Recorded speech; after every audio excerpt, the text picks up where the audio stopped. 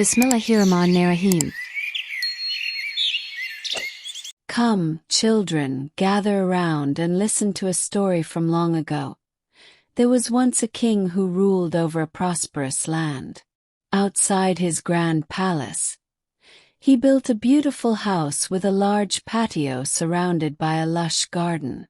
This garden was bustling with life, filled with animals that worked tirelessly from morning till evening, keeping it lively and well-maintained. The animals had only one condition for their hard work. The queen was to personally cook their lunch and feed them every afternoon. This arrangement might seem simple, but there was a problem. The queen was a lazy woman. She often delayed cooking or, on some days, didn't cook at all. Because of this, the poor animals frequently went hungry after a long day of work. One day, after the queen was again late with their meal, the animals became tired, hungry, and frustrated. They decided to take their complaints to the king.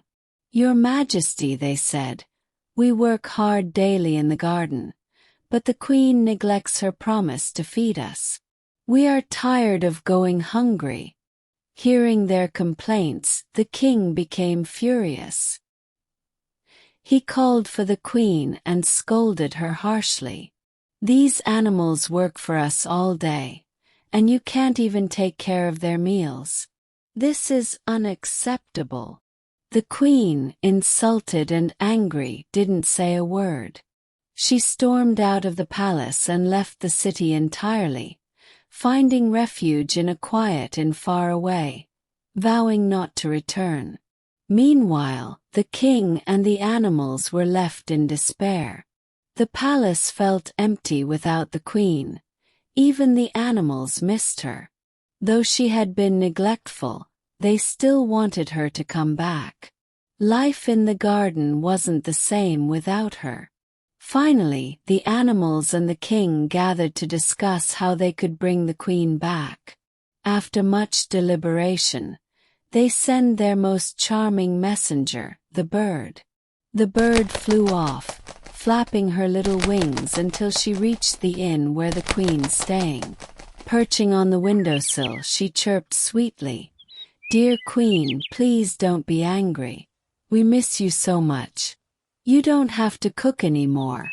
We'll make our own food. Just come back home to the palace." But the queen was stubborn.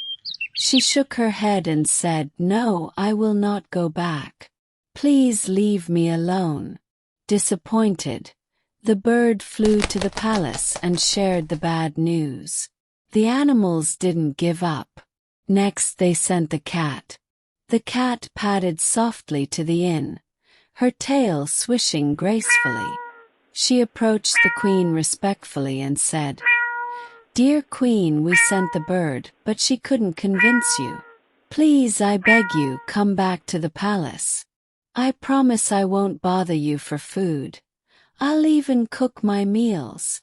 But the queen simply replied, "No, I will not return." Heartbroken, the cat returned to the palace.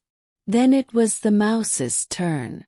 The little mouse scurried all the way to the inn, greeted the queen politely, and said, "Your Majesty, the bird and the cat both failed, but I'm here to plead with you.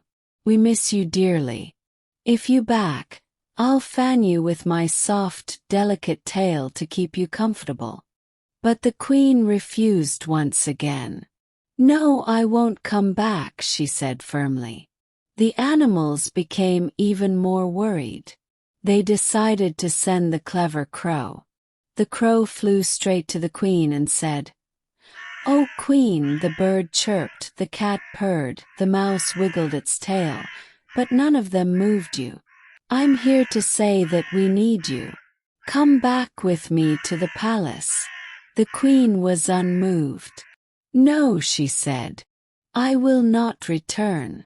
One by one, all the animals tried and failed. Finally, the donkey stepped forward. "I'll go," he said confidently. "She'll surely listen to me." The donkey trotted to the inn with a soft pillow on its back. He greeted the queen respectfully and said, "Dear queen," the bird sang, the cat begged, the mouse danced, and the crow cawed, but you wouldn't listen. "I've brought you this soft pillow so you can rest comfortably. Come, sit on it, and let me take you home." But even the donkey's gesture couldn't convince the queen. "No," she said again, "I will not return." The animals were now deeply discouraged. They had tried everything they could think of. That's when the camel stepped forward. "Let me try," he said calmly. "I will bring the queen back." The camel was known for his endurance and gentle nature. He knelt down to let the others tie a bell around his neck and set off for the inn. When he arrived, he stood tall before the queen and spoke humbly. "Your Majesty," he said, "the bird cried, the cat purred, the mouse wiggled, the crow called, and the donkey offered his comfort, yet you refused them all. Now I am here. I do not ask for food or favors. I will serve you as I always have, without complaint. Please come home with me." The queen looked at the camel and reflected deeply.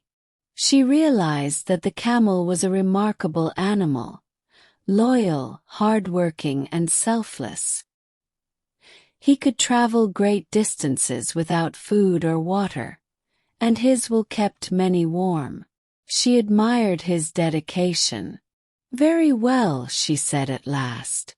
"I will come home with you." The camel knelt down, and the queen climbed onto his back. Together, they made their way back to the palace. When they arrived, the king and all the animals rushed to welcome the queen. The bird chirped happily, the cat purred against her leg, the mouse wiggled its tail in excitement, and the crow cawed joyfully from atop the camel's neck.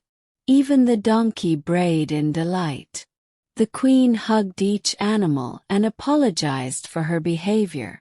She promised to care for them properly from that day forward. True to her word, she became more attentive and kind, ensuring the animals were always well fed and happy. The garden was once again filled with laughter and joy. The king and queen often worked together to prepare meals for their beloved animals. The camel, proud of his success, carried the queen wherever she needed to go. And so, the animals and their queen and king lived happily ever after, working and playing in harmony. Moral of the story: loyalty and hard work are always rewarded. Subscribe.